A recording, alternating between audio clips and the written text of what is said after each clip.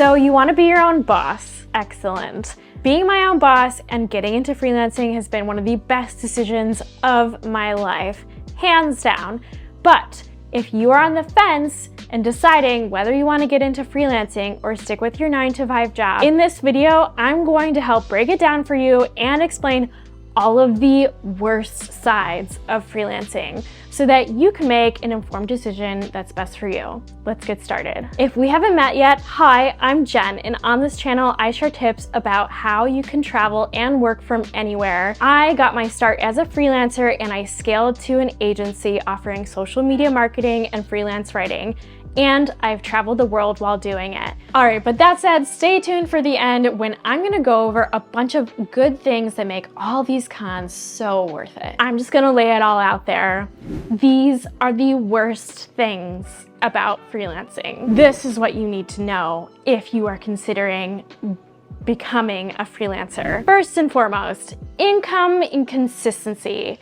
If you are freelancing and you are working on a project-to-project basis that doesn't involve having steady recurring income on retainer, you're going to experience income inconsistency. That can mean not knowing where your next paycheck is coming. That can mean constantly having to hustle for your next project or your next client while you're currently working on the next one. Think about how annoying and how arduous applying for full-time jobs are. Now think about doing that constantly. That just never ends when you are a freelancer working on a project-to-project basis. You're constantly hustling for your next client while you're delivering services for your current one. It is not fun, and it is really hard to plan big life things like having a child if you want one, having a house if you want to buy a house. It's hard to make those big life changes if you don't have stable income. Now, there are ways to strategize around that. The biggest one that I've experienced in my career is I have been lucky to work with clients on retainer. So that means they retain my time and my services every single month. So that helps me be able to anticipate what income I'm going to have and for how long. Another way to strategize around that is save your money while you're having busy months. Freelancing really is like when it rains, it pours. And when it's dry, it's really dry. So save your money when it's pouring so that it can cover you during those dry spells. The next worst thing about freelancing are client red flags. You can run into so many bad clients as a freelancer. I hate to break it to you, but it is hard to find a really great client. They do exist, but more often than not, you might run into a client who is treating you like an employee, or you might run into a client that is so disorganized on their own and then expect you to be able to deliver overnight. Or there's always the client that acts like everything is a fire drill and they need everything right away. If you don't watch out, freelancing can easily become something that's really fun and rewarding into something that is really stressful and not fun at all. The best thing that you can do to protect yourself against this is when you're having an initial discovery call with a client, get a sense for their vibe, see if they cancel on you, if they need to reschedule the discovery call a bunch of times. That can be a clear indicator from the get that this is not someone you want to be working with. My best suggestion is to set clear boundaries from the start and sign a contract before you start working with someone. There are ways to protect yourself, and if you ever want to leave a client, you can do that. As a freelancer, you're going to quickly find that there are no benefits and you have to figure out your taxes on your own. The way it works in the United States, at least, is when you're self-employed, you don't receive benefits from your employer. You have to go out and find them yourself.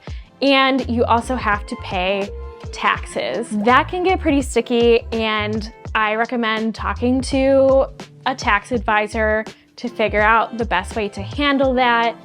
I'm not a tax expert, but there are ways to navigate paying taxes by, for example, always putting a certain percentage of your income into a separate account and not touching that account until it's tax time. There are also ways to find more affordable benefits. You also have to be able to pay for benefits on your own when you're freelancing, but that's something that you should be building into your rate. So the reason why rates as a freelancer are usually higher is because you have to pay for those benefits on your own. Another con that people aren't telling you about freelancing is burnout.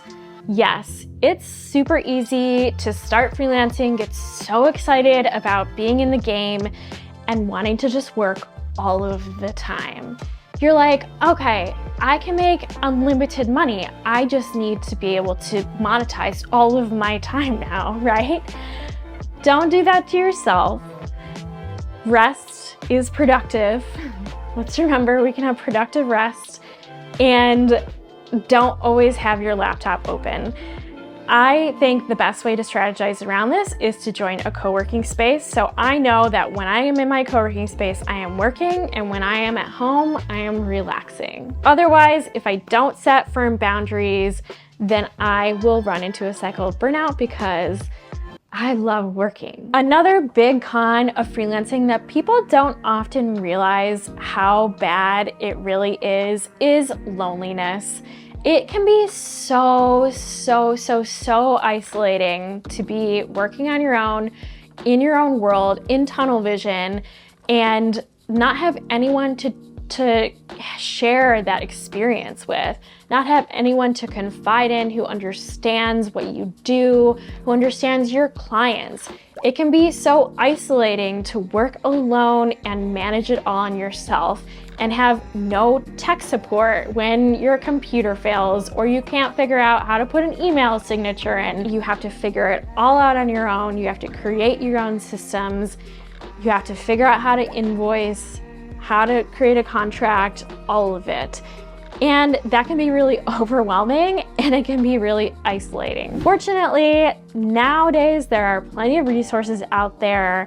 You can join Facebook groups, and you can even see if there's a local meetup in your city where you can join and meet other fellow freelancers. That has helped me countless times. I can't even tell you how good it feels to be able to talk about social media management with other social media managers or writing with other writers. That has saved me so many times. All right, let's switch gears. Let's go over the best things about freelancing and running your own business. First of all, unlimited income potential. Literally, the sky is the limit. Whatever you want to make is yours. You set your own rates, you decide what feels good to you. This is one of the things that I love so much about running my own business and being a freelancer, is setting my own rates. When I first started, I definitely charged low rates because I was getting my case studies up, I was getting experience.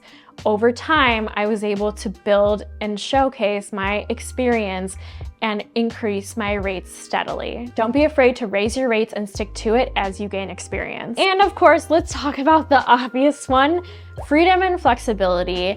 Yes, all of the cons we just discussed, but the ability to just run an errand, pick up your dry cleaning whenever you want on a Tuesday afternoon and just say, I need to do that, that's amazing. Or like, let's say you have kids, you can pick up your kids from daycare whenever you need to.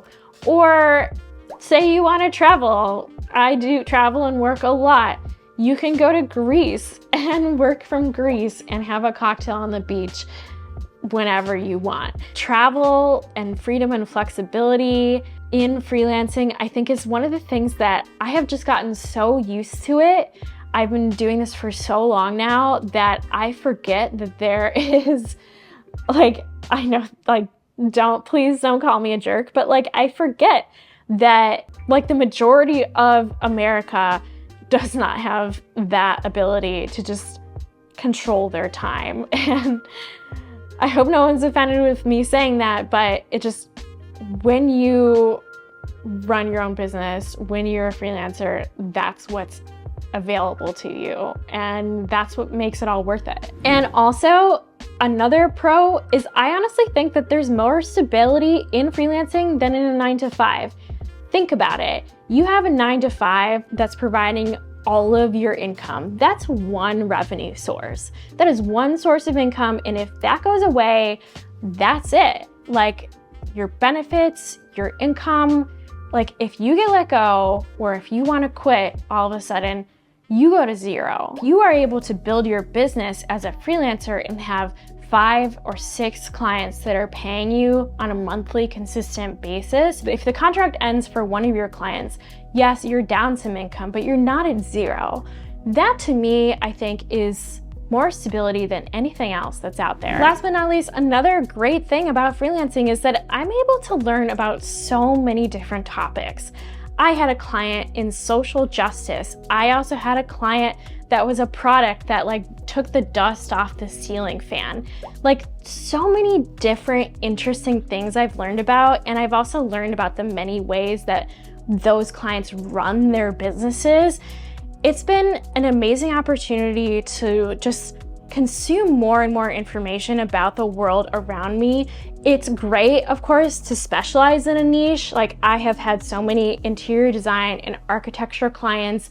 I have also had a lot of clients in mental health and wellness. And specializing is great, but also staying open to a diverse array of industries can be great and keep things interesting. All in all, I'd say freelancing isn't perfect. There are definitely cons, but for me, the pros outweigh the cons. There are just so many benefits to this kind of work, and especially the ability to work and travel. Freelancing isn't perfect, but for me, honestly, the good outweighs the bad. If you're ready to dive into the world of freelancing, just make sure to set boundaries, stay organized, and above all, just enjoy the freedom that you have. I also have a digital nomad resource list, which you can download at the link I'll leave in the description below. Be sure to snag that. It's a great quick start guide to a bunch of resources that you need in order to become a digital nomad today. Okay, friends, if you enjoyed this video, please give it a thumbs up and subscribe for more videos like this one coming soon. Be sure to check out my other videos on freelancing if you are ready to dive in. Thank you and see you later.